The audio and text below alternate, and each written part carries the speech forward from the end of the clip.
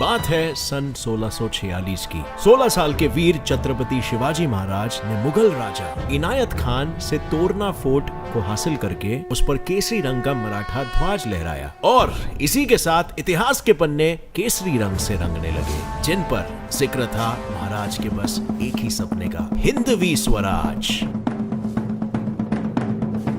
जिसे पाने की शुरुआत उन्होंने सिर्फ 4 किलो और 2000 सैनिकों से की थी। पर सिर्फ चंद सालों में यह संख्या 300 किलो और 1 लाख सैनिक जितनी हो गई। लेकिन आखिर महाराज के इस अविश्वसनीय सफलता के पीछे का कारण क्या था? और वैसे एक श्रेय तो जाता है उनके अनोखे रणनीतियों का, जिनमें से एक ये थी कि वो अपने सेना में सैनिकों को नहीं बल्कि किसानों को भर्ती करते थे। एक मिनट, क्या सच में? पर किसानों के हाथों से फावड़ा लेकर भला क्यों उन्हें तलवार थमा दिया जाता था? क्या उस समय महाराज के पास सैनिकों की कमी थी? और आखिर ऐसी कौन कौन सी अनोखी रणनीतियां उन्होंने अपनाई मुगलों को हराने के लिए? वेल, हेलो फ्रेंड्स, मैं हूं गौरव और आज हम जाएंगे way back to our history class ये जानने के लिए कि how Shivaji Maharaj defeated the Mughals. हर महान व्यक्ति के इतिहास की शुरुआत तब से होती है जब से उनका जन्म होता है, पर शिवाजी महाराज की कहानी कुछ अलग थी। उनके इतिहास की बात करने के लिए हमें कहानी शुरू करनी पड़ेगी उनके जन्म के 3 साल पहले, यानी साल 1627 से। और हमारे बंदरगाहों पर यानी हमारे पोर्ट्स पर पोर्चुगीज कब्जा करके बैठे हुए थे। इनसे मुगलों को तब तक तकलीफ नहीं हुई जब तक उनकी हुकूमत में राज्य ज्यादा और सैनिक कम हो गए थे। ऐसे में पोर्चुगीज के कारण वो नॉर्थ अफ्रीका के सेंट्रल एशिया से भी दूसरे मुसलमानों की सेना को भी नहीं बुला सकते थे। तब जाकर मुगलों ने पहली बार अपनी सेना में हिंदुओं को भर्ती करना शुरू कर दिया, जिसमें से एक थे शिवाजी के पिता शाहजी राजे भोसले, जो दरअसल 1637 में आदिल शाह के कब्जे से खुद के पूना जागीर को छुड़ा के अपने परिवार के साथ वहां पर रहना चाहते थे। और बस कुछ ही सालों में उन्होंने अपनी सेवा और वफादारी से पूना जागीर को हासिल कर लिया। पर फिर आदिल शाह ने उन्हें बेंगलोर भेज दिया वहां का काम संभालने के लिए। उस समय जाते जाते उन्होंने पूना जागीर और जीजाबाई की जिम्मेदारी अपने प्रशासक दादाजी कोंडदेव को सौंप दी। इसके बाद 19 फरवरी 1630 में होती है हमारी कहानी की असल शुरुआत, जिस दिन शिवनेरी किले में जीजाबाई जन्म देती है इतिहास को हमेशा हमेशा के लिए बदल कर रख देने वाले छत्रपति शिवाजी महाराज को। जीजाबाई सिर्फ शिवाजी की मां ही नहीं बल्कि उनकी पहली गुरु भी थी, जो उन्हें बचपन से रामायण, महाभारत और महान वीर योद्धाओं की कहानी सुनाया करती थी और उन्हें सिद्धांत सिखाती थी।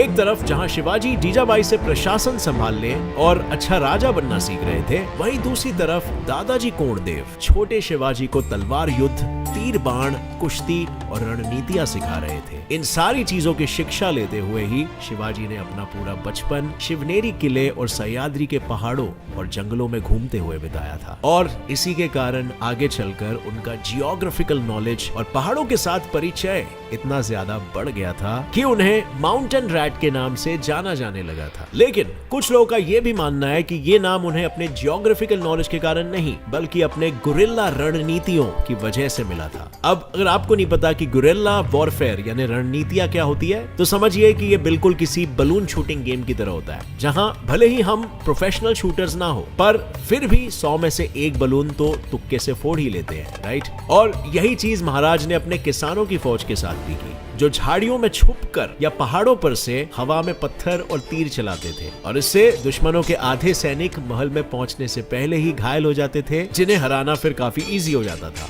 और इस फौज में महाराज किसानों को इसीलिए भर्ती करते थे क्योंकि किसानों को सिपाहियों से ज्यादा जियोग्राफिकल नॉलेज होता है और खेती करने के कारण किसान झाड़ियों में और पहाड़ों में बिना फिसले चल सकते थे। साथ ही महाराज उन्हें अपने स्वराज यानी सेल्फ रूल के लिए खुद लड़वाना चाहते थे ताकि लोगों को आगे चलकर उसकी कदर रहे। और किसानों की ये फौज और महाराज की ये शातिर रणनीति ही उनके प्रसिद्ध रणनीतियों में से एक मानी जाती है।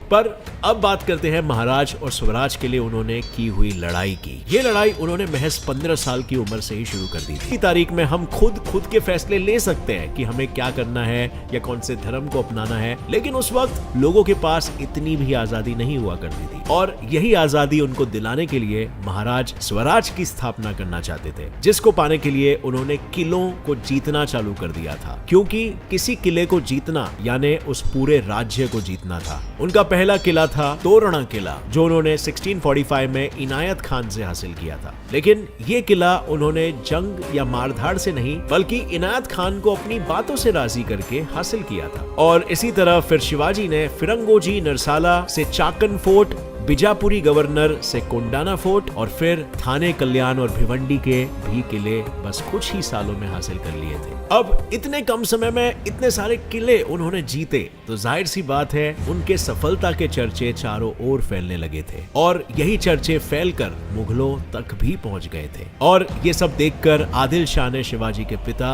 शाहजी राजे को गिरफ्तार कर बंदी बना लिया, जिस वजह से 7 सालों तक महाराज डायरेक्टली आदिल शाह पर कोई हमला नहीं कर पा रहे थे। लेकिन उनके रगों में मराठाओं का खून दौड़ रहा था और इसीलिए वो ऐसे ही चुप थोड़ी ना बैठने वाले थे। भले ही वो आदिल शाह पे कुछ सालों तक सामने से हमला नहीं कर पाए, लेकिन उन्होंने तब तक अपने आसपास के सारे राज्यों को स्वराज का हिस्सा बना दिया था और देखते ही देखते उनके पास 40 किले और 6000 सैनिकों की फौज तैयार हो चुकी थी। अब इस बात की भनक जैसे ही आदिल शाह को लगी, उसने तुरंत अफजल खान को अपने 10,000 सैनिकों के साथ महाराज को गिरफ्तार करने के लिए भेज दिया था। और जब अफजल खान महाराज को गिरफ्तार करने निकले, तब उन्होंने महाराज के मुख्य मंदिर तुलजा भवानी टेम्पल और पंढरपुर के प्रसिद्ध विठोबा मंदिर को तोड़फोड़ के पूरी तरह नष्ट कर दिया था। तब शिवाजी अपने प्रतापगढ़ के किले में थे और अफजल खान ने की तबाही और उसकी सेना को देख उनके मंत्री उन्हें आत्मसमर्पण यानी सरेंडर करने के लिए कह रहे थे। लेकिन महाराज तो सरेंडर करने से रहे और इतनी तबाही करके भी अफजल खान ना तो किसी किले को जीत पा रहा था और ना ही शिवाजी महाराज को पकड़ पा रहा था। और इसीलिए ऐसे में अफजल खान ने महाराज को समझौते के लिए मिलने का न्योता भेजा। लेकिन उसी के साथ अफजल खान ने एक शर्त भी रखी कि महाराज को वहां पर अकेले और बिना किसी शस्त्र के आना होगा। अब महाराज मुगलों को इतना तो जानते ही थे कि उन्होंने इस षड्यंत्र के आर पार देख लिया। उन्हें पता था कि अगर वो ऐसे ही गए तो अफजल खान उन्हें गिरफ्तार कर लेगा या उन पे हमला कर देगा, और इसीलिए उन्होंने मिलने से मना नहीं किया। लेकिन उन्होंने अपने कपड़ों के नीचे कवच पहना और अपने बाएं हाथ में बाघनाख यानी कि टाइगर क्लॉ जैसा एक हथियार छुपा लिया। और फिर जब वो अफजल खान से मिले, उनका शक बिल्कुल सही साबित हुआ, क्योंकि अफजल खान ने शिवाजी को गले लगाते ही तुरंत उन पर चाकू से हमला किया। लेकिन महाराज के कवच ने उस वार को रोक लिया और फिर महाराज ने सीधे अपने बाघनाक से अफजल खान को चीर फाड़ डाला,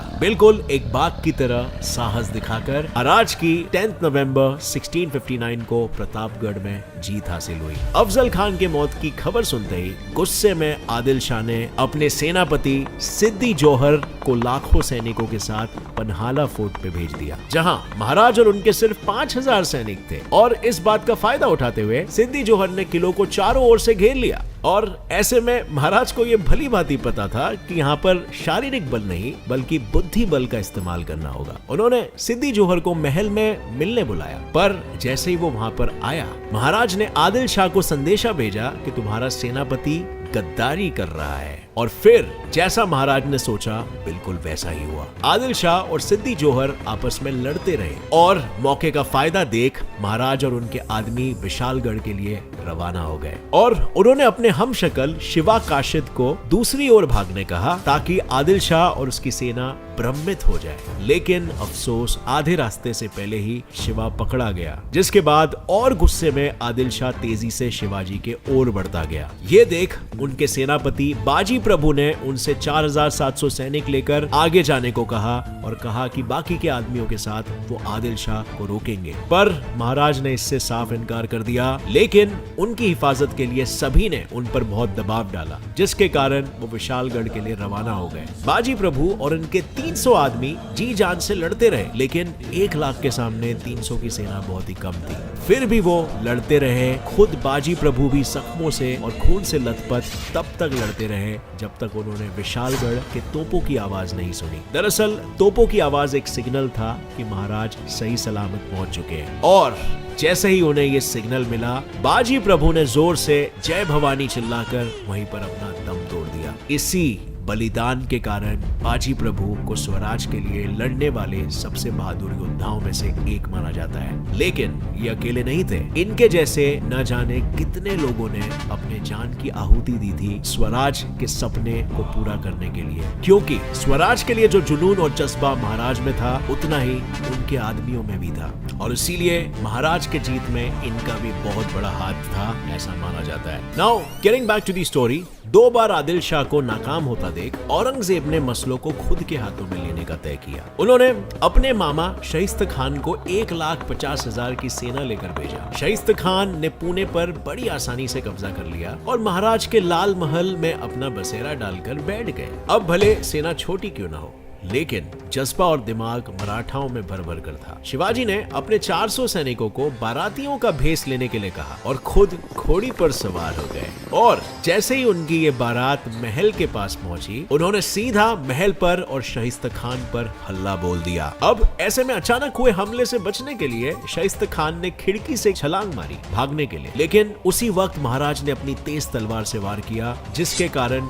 शाइस्ता खान ने अपनी 3 उंगलियां तो खो ही दी, लेकिन कायरों की तरफ भागने के कारण उन्होंने मुगलों के सामने खुद की इज्जत भी गंवा दी। और मुगलों के इस घाव पर नमक डालते हुए महाराज ने सन 1664 में सूरत, जहां मुगलों की मेजर ट्रेडिंग होती थी, उस पे भी हमला कर दिया। और ये सब देखकर औरंगजेब गुस्से से आग बबूला हो गया और उसने फिर एक बार जयसिंह वन को 1,50,000 सिपाहियों के साथ शिवाजी के खिलाफ युद्ध लड़ने भेज डाला। लेकिन उस दौरान महाराज की तबीयत नाजुक थी, जिस वजह से उस युद्ध में उनकी हार हो गई और उन्हें सरेंडर करना पड़ा, जिसके बाद उन्हें अपने 35 में से 23 किले और 4 लाख मुद्रा मुआवजे के तौर पर देना पड़ा, और साथ ही उनको अपने 9 साल के पुत्र संभाजी को लेकर आगरा जाना पड़ा, जहां औरंगजेब ने उन्हें घर पर ही कैद कर रखा था और जिंदगी भर उनको गुलाम बनाने का सोच लिया था। पर महाराज को कैद करना इतना आसान था क्या? भले वो बीमार थे, लेकिन उनकी चतुराई बिल्कुल वैसी की वैसी ही थी। उन्होंने अपनी बीमारी का फायदा उठाते हुए औरंगजेब से मांग की कि वो अपनी सलामती के लिए रोजाना साधु संतों को फल और मिठाइयां भेजना चाहते हैं। औरंगजेब ने उनकी इस मांग को मंजूर तो कर दिया था, लेकिन